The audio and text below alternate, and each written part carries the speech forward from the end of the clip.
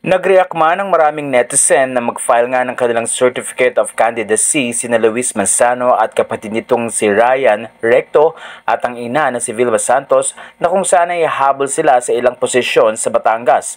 Hahabol si Luis bilang Vice Governor ng Batangas samantalang Governor naman ang kanyang ina at hahabol namang Congressman si Ryan Recto.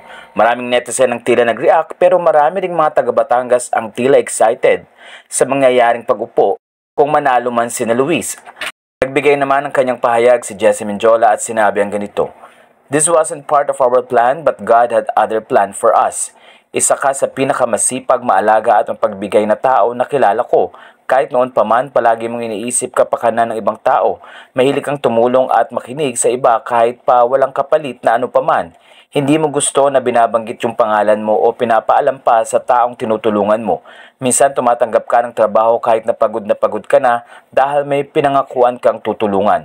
Alam namin yan at kahit lahat ng mga katrabaho mo, alam nila kung gaano ka mapagbigay. Ang puso mo ay napakalinis at yun ang isa sa rason kung bakit kita minamahal. Alam kong hindi pa ito parte ng plano natin pero andito ako para suportahan ka kahit ano pa man ang mangyari. Isang malaking pagbabago ito sa buhay natin at alam kong mabuting pagbabago ito. Marami kaming nakasuporta sa iyo, love. The path to help make a change and extend help to others. You are made for this. Mararanasan na ng iba ang alagang laki na ilang taon ko na ring naranasan. Ang swerte namin sa iyo, mahal na mahal ka namin. Maraming salamat sa buong pusong paglilingkod. Maunlad na Batangas para sa bagong Pilipinas."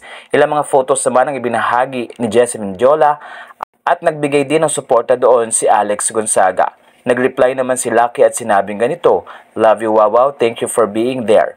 Sa puntong ito ay hinihintay ng mga netizen kung ano ang mangyayari sa darating na eleksyon sa nasabing paghabol ni Luis sa Batangas.